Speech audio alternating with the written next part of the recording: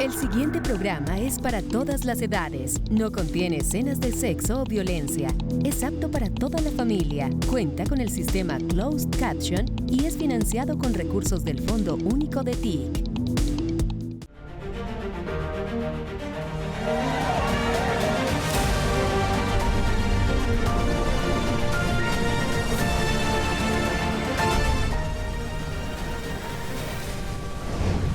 En esta emisión, las energías limpias cada vez con más fuerza.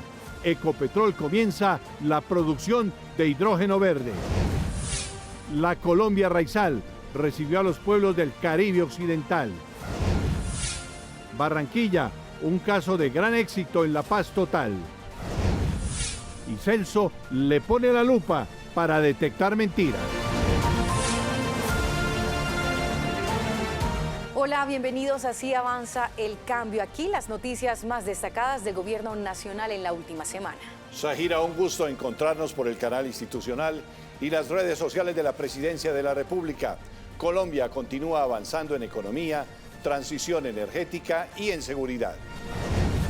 El gobierno del presidente Gustavo Petro está cumpliendo su promesa de generar energías limpias, garantizando calidad de vida y cuidado al medio ambiente. Ecopetrol ya cuenta con el electrolizador que producirá hidrógeno verde para el país, es decir, un dispositivo que transforma la energía eléctrica en energía química. Es considerado el más grande de Latinoamérica y funcionará en la refinería de Cartagena. Ahora Colombia producirá hasta 800 toneladas de hidrógeno verde al año. Veamos el informe de Vespasiano Jaramillo. En Cartagena, Ecopetrol avanza en el proyecto Coral, una de las apuestas más ambiciosas del gobierno para la producción de hidrógeno verde. Con esta iniciativa, el presidente Gustavo Petro busca consolidar a Colombia como una potencia energética regional y acelerar la transición hacia energías limpias. Me enorgullece mostrarle a Colombia, vivimos hablando 4 años de esto, pero aquí ya no es hablar, aquí ya es la realidad de las máquinas.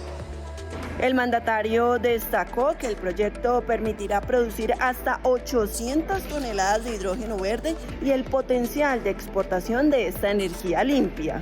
Habrá que hacer ensayos en las tuberías de gas natural, es necesario ese ensayo, y habrá que hacer el ensayo de transformar en amoníaco para la fertilización de nuestros campos, de una agricultura poderosa y una agroindustria tal como queremos desarrollar en Colombia, y para la exportación de tal manera que el país sea cada vez más rico. El presidente recordó que Colombia ya cuenta con una de las matrices energéticas más limpias del continente. Colombia tiene una matriz eléctrica que llega ya a 83% de energía limpia en invierno. En veranos tenemos problemas, como ya todos hemos visto, y disminuye la proporción de la energía limpia. Pero estamos muy cerca del 100%, lo cual es un objetivo humano, es un objetivo de la humanidad. Aseguró que América del Sur podría convertirse en la mayor potencia mundial en generación de energía limpia y exportable. Y si América del Sur logra su totalidad de potencial energético, si centrado una vez de potencia pase a realidad a la energía limpia, nos convertimos en quizás la primera potencia mundial de generación de energía limpia del mundo y exportable. Solo voy a dejar una ecuación que uso en mis discursos internacionales. Si América del Sur con 500.000 millones de dólares pudiera hacer realidad su potencial de energías limpias, 1.400 gigas año, podría limpiar completamente la matriz de energía mayoritariamente fósil de los Estados Unidos, que son 1.200 gigas año, y solucionaríamos casi la mitad del problema del mundo en términos de calentamiento global. Por otro lado, el jefe de Estado advirtió que existen barreras legales que limitan el papel de Ecopetrol en la generación de energía eléctrica. Depende del Congreso, pero las trabajadoras, los trabajadores, el conjunto de Ecopetrol como tal, del grupo entero, tiene que lograr una transformación de ley en donde se permita la generación eléctrica para venta al público. En San Andrés se desarrolló la segunda cumbre de los pueblos del Caribe Occidental, un encuentro que reunió a delegaciones de varios países para discutir la situación de la región, los desafíos sociales y los temas de seguridad que preocupan a las comunidades isleñas. Durante la jornada, líderes sociales, autoridades locales y representantes de organizaciones comunitarias hicieron un llamado a fortalecer la integración regional y a proteger la vida y la autonomía de los pueblos del Caribe. En un hecho sin precedentes, la segunda cumbre de los pueblos del Caribe Occidental concluyó con la creación de la Confederación de Pueblos del Caribe Occidental, un nuevo mecanismo de integración que reúne a pueblos raizales. Yo invito a controlar el Mar Caribe como un objetivo de la Declaración de los Pueblos del Caribe. Es el Mare Nostrum, podemos decirlo en inglés también, y en creolé, y en patú, y en francés. El Caribe es el mar de los caribeños y las caribeñas, y es el lugar de un gran fogonazo cultural que surgirá, que es el segundo renacimiento, donde se encuentran las culturas y pueden crearse la belleza, no solo del paisaje, sino del ser humano. Y entonces vamos a enfrentar los misiles, vamos a enfrentar la amenaza, pero la vamos a enfrentar con multitudes, y la vamos a enfrentar con la palabra, y la vamos a enfrentar con los saberes. Es en nuestra unidad donde está la fuerza. De acuerdo con la Declaración de San Andrés, adoptada durante la cumbre, la Confederación busca consolidar una agenda común para avanzar en justicia histórica, integración política, protección de la identidad cultural y desarrollo sostenible en el Caribe transnacional. Y en esta segunda cumbre se reafirma como territorio estratégico y simbólico para la cooperación regional, donde se converge toda la diversidad cultural, la ubicación geográfica, estratégica y el papel histórico en la construcción de la diplomacia de los pueblos. Los representantes señalaron que este nuevo espacio permitirá articular acciones en temas clave como comercio regional e integración económica, protección de lenguas ancestrales y fortalecimiento cultural, derechos humanos y reparación histórica, resiliencia climática, biodiversidad y producción sostenible, además de tecnología, etnocodificación e inteligencia artificial, formación y transferencia de conocimiento y mecanismos propios de gobernanza entre los pueblos caribeños. Hay que resaltar que el pueblo afropanameño será el anfitrión de la tercera cumbre de los pueblos del Caribe Occidental, que se realizará en 2026 en el archipiélago de Bocas del Toro, en Panamá. En este encuentro, el presidente Gustavo Petro invitó a los pueblos a unirse para defender al Caribe. El Caribe está lleno de los pueblos del Caribe y de sus formas políticas de organización y económicas. No hay aguas internacionales en el Caribe, luego o caen los misiles o salen los misiles de aguas que no son de los dueños de los misiles. Eso se llama invasión. Ya estamos siendo invadidos. Desde la isla colombiana de San Andrés, los líderes de los pueblos caribeños y representantes denunciaron que los bombardeos en el Mar Caribe vulneran la convivencia y llenan de zozobra a toda la región. Shahira, en el pronunciamiento del Caribe Occidental como territorio y maritorio de paz, también exigen respeto por la integridad física y moral del presidente Gustavo Petro y su familia. Abrí el periódico, leí una noticia. Me pareció absurdo, como está de moda los fake news, entonces decidí cambiar.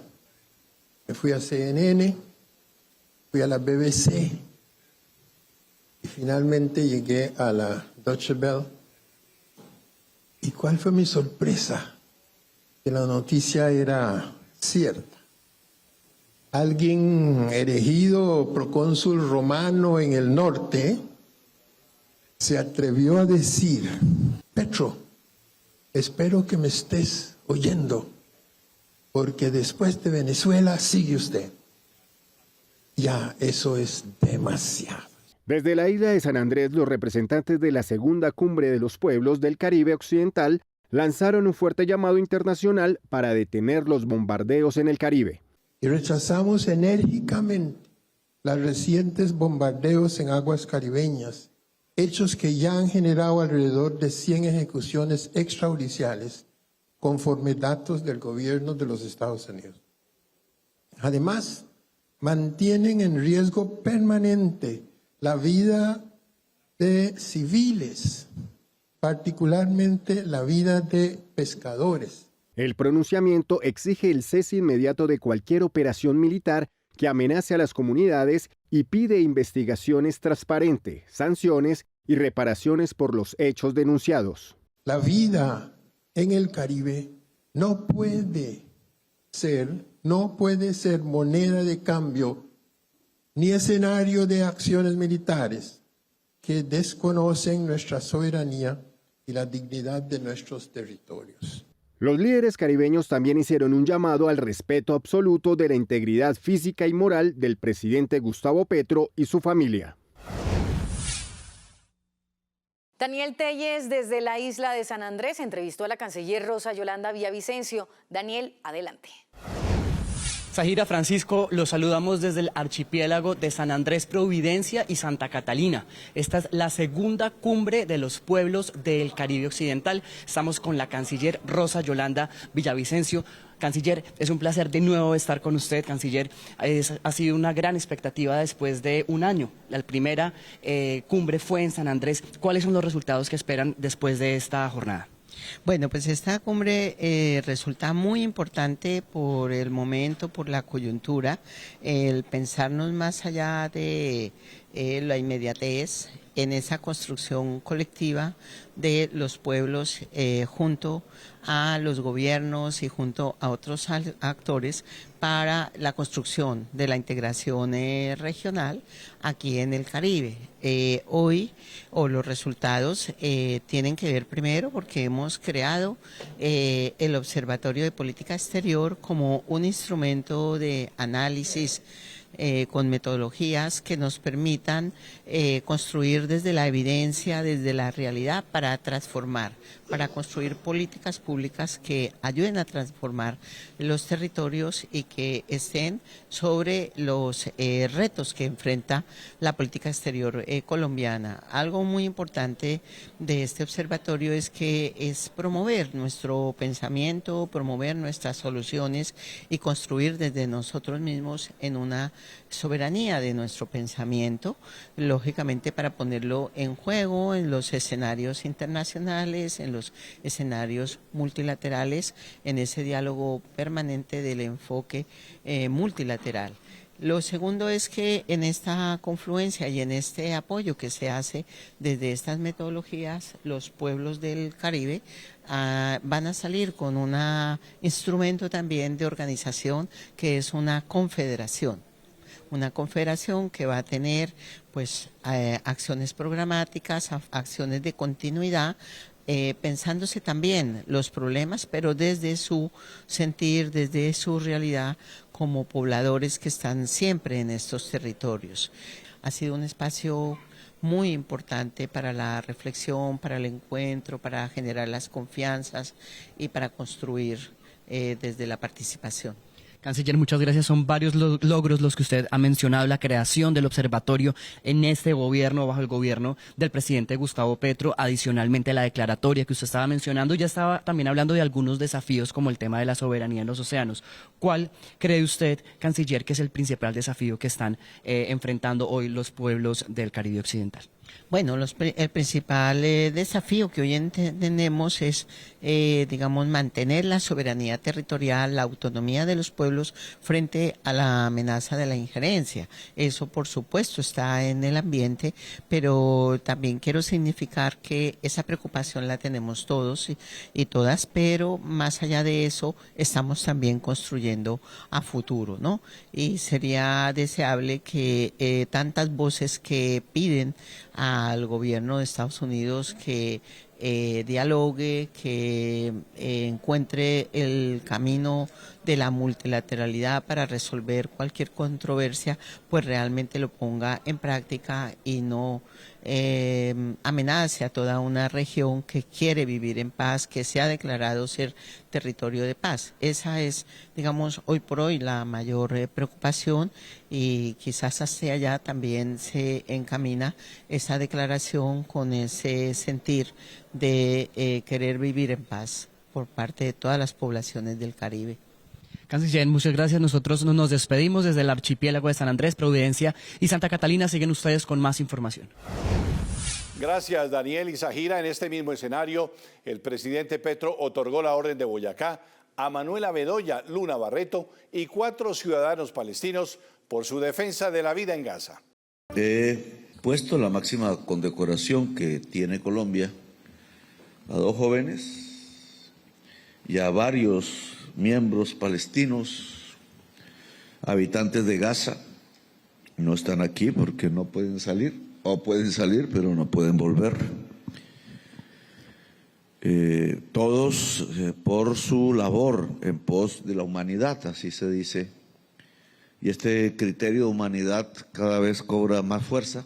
Manuela y Luna nos demostraron allá en la flotilla con otras muchas mujeres y hombres, la mayoría jóvenes, afrontando los riesgos del Mar Caribe. No había allí presidentes, no había allí grandes conductores de poblaciones enteras, sino personas que querían expresar lo que todas las personas en general estaban sintiendo en ese momento frente a un genocidio, como lo hizo también las cortes internacionales, diversas personas en la humanidad. Por eso reciben esa medalla. También en San Andrés, el presidente hizo un recorrido por la nueva sede del canal regional Teleislas, ejemplo del apoyo del gobierno a la televisión pública. Se invirtieron 30.000 millones de pesos para la obra y equipos tecnológicos. Con esta sede se impulsa la mejor calidad en la producción audiovisual en la isla y el fortalecimiento de la cultura raizal e isleña. Este sueño inició hace 2 años, en donde el gobierno nacional invirtió más de 30.000 millones en un proyecto que tuvo 3 fases. La primera fase fue la construcción de nuestra sede, la cual cuenta con 2 estudios de televisión. La segunda fase es la dotación, que nos ha permitido tener tecnología de más alto nivel. Y la tercera fase es implementación. Hoy estamos a un 98% de terminar este proyecto y por fin poder llegar a nuestra teleaudiencia con televisión de alta calidad. Las autoridades del Departamento del Atlántico reconocen el éxito de la política de paz total del gobierno nacional. Por esa estrategia, según revelan las cifras, hay reducción en homicidios y extorsión en más del 50% en Barranquilla. Así lo explica el gobernador del Atlántico, Eduardo Verano de la Rosa. Por la paz total se disminuye la inseguridad en Barranquilla y su área metropolitana. El gobernador del Atlántico, Eduardo Verano de la Rosa, reconoce los logros de las estrategias de paz y reconciliación del gobierno Petro. Yo prefiero estar sentado negociando que estar a la expectativa de dónde va a ocurrir algún delito. No, yo creo que se nos han bajado notablemente los delitos en nuestro departamento desde que nos pusimos a la tarea de ser la sede de conversaciones de paz. ¿Y con quién vas a conversar tú sobre paz? Entre amigos, ¿no? Tú nunca dialogas de paz con tus amigos. Tú dialogas precisamente con quienes te atacan, con tus enemigos. Y en este momento las organizaciones delictivas son los enemigos de nuestra sociedad. Por eso había que sentarnos a hablar con ellos. O sea que así está funcionando los diálogos. Aquí sí nos están funcionando. ¿Qué podemos esperar más adelante? Yo quisiera llegar a una paz total. Según el Ministerio de Defensa en Barranquilla, bajaron los homicidios en 50% en el último mes. El hurto a personas disminuyó en un 32%. El hurto al comercio bajó en 73%, de 51 a 26 casos. El robo de motos, de 143 a 121 casos, disminución del 26%. La extorsión bajó de 126 a 34 casos, disminuyó en un 72%. La inseguridad en municipios como Malambo también bajó. El hurto a personas disminuyó en un 50%. Los homicidios bajaron en un 83%. Gracias a la política del gobierno del presidente Petro de la paz urbana, hoy Barranquilla presenta unas estadísticas envidiables. Desde el mes de septiembre a día de hoy se ha reducido el homicidio un 50% y un 80% la extorsión. Se ha logrado sentar en 3 ocasiones a Castor y a Palomino para que entonces se llegue a este acuerdo que ha venido funcionando. Son políticas nacionales, lo demás es de engañabobos. Las autoridades de Barranquilla y del Atlántico manifiestan que estas bajas en la inseguridad del Atlántico coinciden con las treguas bilaterales de las bandas con funcionarios de la paz del gobierno nacional. En esta declaración a la opinión pública, los jefes de las bandas de delincuentes de Barranquilla se comprometen a mantener una tregua temporal de homicidios, hurtos, actividades extorsivas, entre otras, en principio, hasta el 20 de enero de 2026, como gesto inicial de voluntad de paz y desescalamiento del conflicto, y a convocar a otras organizaciones criminales determinantes en la inseguridad de Barranquilla, su área metropolitana y el departamento del Atlántico, ya que se sumen al proceso de paz urbana. Para constancia, firman el documento, al igual que los funcionarios de la Oficina del Alto Comisionado para la Paz. En la práctica, lo que se demuestra es que la paz total en los sectores urbanos se puede lograr. De hecho, se está logrando. En su más reciente Consejo de Ministros, el presidente Gustavo Petro le solicitó a la Cancillería invitar formalmente al mandatario estadounidense Donald Trump para que venga a Colombia. Tengo opiniones diferentes a las políticas del gobierno estadounidense sobre Palestina, migrantes, Caribe, Venezuela y la eficacia de la lucha contra las mafias. En una democracia global tengo derecho a expresarlas y controvertir. Si me demuestran con datos mi equivocación, puedo corregir. Por eso ya no espero que me inviten a Washington, sino que Trump venga a Colombia a ver qué son laboratorios de cocaína, cómo se destruyen 9 al día y cómo incautamos drogas por decenas de toneladas todos los días. Son 17 al día, cada 40 minutos se destruye uno. Entonces que la ministra canciller haga la invitación formal. Trump verá si quiere ver o no la realidad de nuestra lucha. Por su parte, el Congreso de España reafirma su apoyo al gobierno del presidente Petro y respalda el proceso de paz. El presidente Gustavo Petro destacó a través de su cuenta en X el respaldo, abro comillas, recibo con agrado el apoyo del Congreso de Diputados de España, cierro comillas. Además, la Comisión de Asuntos Exteriores aprobó una proposición que reconoce los avances del gobierno en la búsqueda de la paz, rechaza cualquier intento de desestabilización, incluidas intervenciones externas, y reafirma su respaldo a la política de paz total. El documento además cuestiona la inclusión del presidente Petro y miembros de su gobierno en listados internacionales que, según advierte, afectan las relaciones bilaterales. Siguiendo con más logros del gobierno del presidente Petro, ya son 760.000 los colombianos que salieron de la pobreza energética en el 2024. Ya tienen electricidad en sus hogares. Según el segundo informe de pobreza energética multidimensional, 1.023 de 1.121 municipios del país redujeron sus niveles de pobreza energética y más de 265.000 hogares superaron privaciones esenciales como iluminación, acceso confiable a la energía y capacidad real del uso dentro del hogar. Las mejoras más notables se evidencian en la Amazonía y en la Orinoquía y en los departamentos del Guaviare y Vaupés. Ya cuando la ciudadanía empieza a ver el beneficio de una comunidad energética o de tener los paneles solares en su hogar, ya se apodera y se apropia del derecho a la energía. El informe también revela que entre 2024 y 2025, cerca de 60.000 nuevos usuarios fueron conectados al servicio eléctrico. De ellos, 9.000 hogares recibieron sistemas fotovoltaicos individuales, priorizando territorios PEDET y zonas con altos niveles de pobreza energética. Es superar más esos niveles de pobreza energética. Todavía muchos colombianos y colombianas no tienen derecho a la energía, no tienen acceso a la energía. Por ellos trabajamos todos los días. Acabamos de aprobar una serie de paquetes de más de 2.000 comunidades energéticas con una inversión del presupuesto general de la Nación cercana a los 900.000 millones, pero dejamos además un banco de proyectos.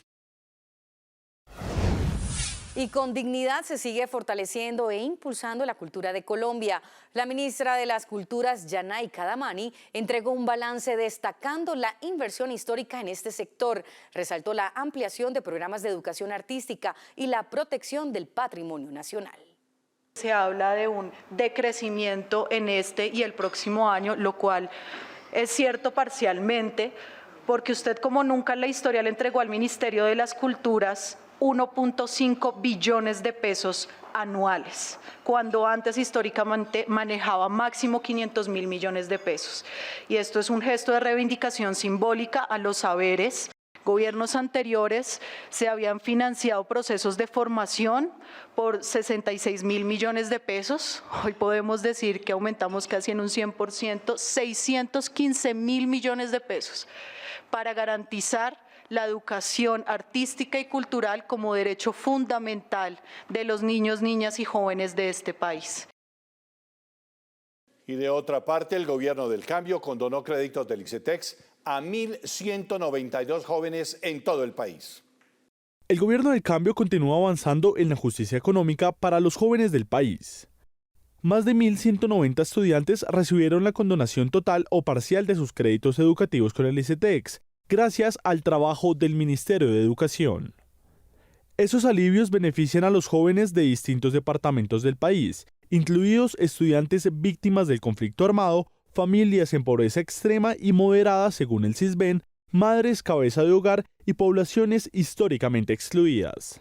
Con esta nueva entrega de condonaciones ya son más de 154.000 jóvenes quienes han sido liberados del modelo de endeudamiento del ICETEX, gracias a una inversión de 2,3 billones de pesos por parte del gobierno nacional. Y se sigue cumpliendo la promesa de devolver la tierra a los campesinos. En el predio Nuevo Amanecer, la vida vuelve a brotar con fuerza. Las 1.135 hectáreas entregadas a 118 familias de Chimichagua en el Cesar ya dan frutos. David Dávila es prueba de eso. Son más de 70 árboles de limón, auyama, melón, patilla, plátano y yuca que crecen parejo, dando cosecha abundante, alimento para su familia, pero también para los mercados locales. Nos encontramos en la parcela Jerusalén. Esta es una parcela autosostenible. Es una parcela que tiene 2 hectáreas de plátano. Tenemos 75 palos de limones que se le recoge canastilla de limón semanal. Tenemos yuca también. Debajo de la yuca hay melón y hay patilla. La mayoría de personas ya tienen cómo comer y venderle a las demás personas. Yuca, plátano, ñame, auyama, etcétera. Esa es nuestra parcela. Entramos con las uñas, tenemos 4 años y pico y no es fácil cuando uno entra sin nada a una parcelación para sostener la familia, sostener la parcela. Entonces, por lo tanto, me siento feliz, me siento contento porque es una parcela autosostenible, ya no dependo de nadie. De verdad, mis sinceros agradecimientos para la Agencia Nacional de Tierra y nuestro presidente y nuestro gobierno por todo esto que nos ha dado hoy. Se llevó a cabo en Bogotá la 15ª cumbre de Ameripol, el organismo que congrega a las policías de 30 países del continente. Desde este espacio, el jefe de Estado manifestó que Colombia mantiene su cooperación con Estados Unidos y otros países de la región en la lucha contra el narcotráfico. Ecuador necesita del Consejo de Colombia. Esa es la realidad hoy por hoy. México necesita del Consejo de Colombia. Estados Unidos necesita del Consejo de Colombia. Por eso, a pesar de mi agarrón con Trump, yo no quito la cooperación, porque no es Trump, es la sociedad de los Estados Unidos que tiene una necesidad. El jefe del Estado recalcó que Colombia está dispuesta en ayudar en lo que más se pueda, de acuerdo a su sabiduría recogida de la experiencia en una materia específica. Si algo sabemos es de narcotráfico, de cocaína. Y podemos enseñar en eso gracias a nuestros propios fracasos como sociedad.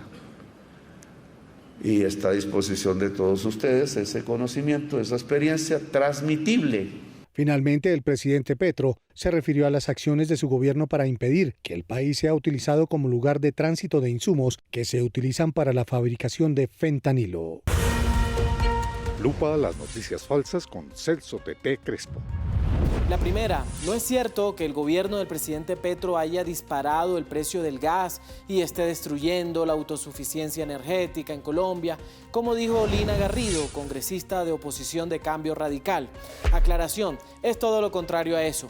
El gobierno del cambio ha tomado medidas de emergencia para evitar que pase eso, que se dispare el precio del gas en los hogares, para los taxistas y para otros negocios con tal de impedir esa especulación en el precio.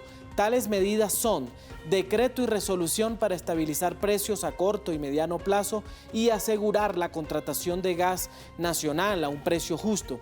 Otra medida es el plan de 20 acciones para garantizar el suministro de gas y mitigar impactos en hogares, en pequeños negocios, a los taxistas, a las industrias. Y otra medida es la vigilancia antiespeculación que se hace con una supervisión estricta por parte de las superintendencias, tanto de Industria y Comercio y la de Servicios Públicos, así como el monitoreo del mercado constante para asegurar el abastecimiento y tomar decisiones basadas en datos oficiales.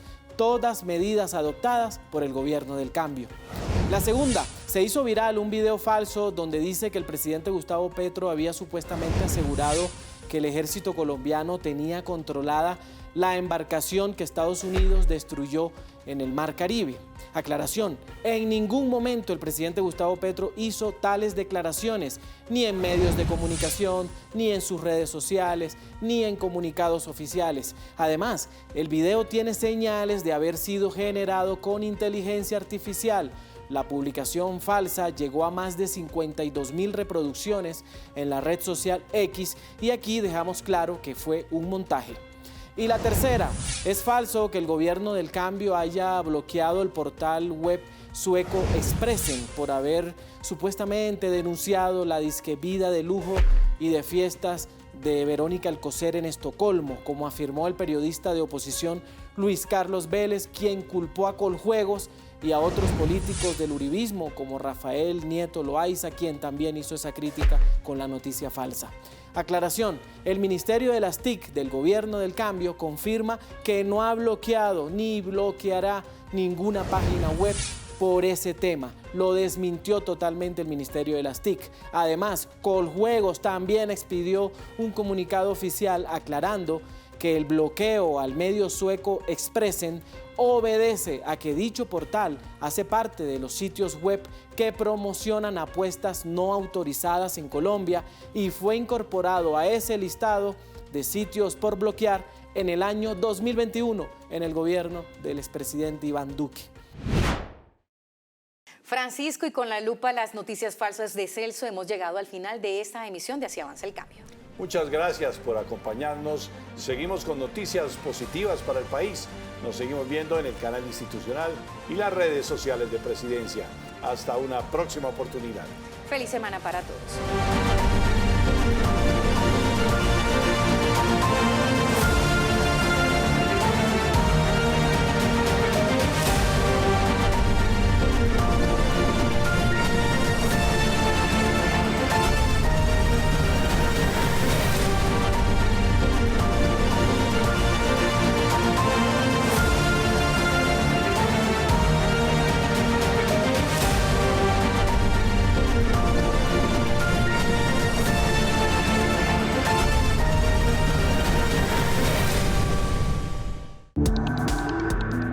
contenido fue financiado con recursos del Fondo Único de TIC.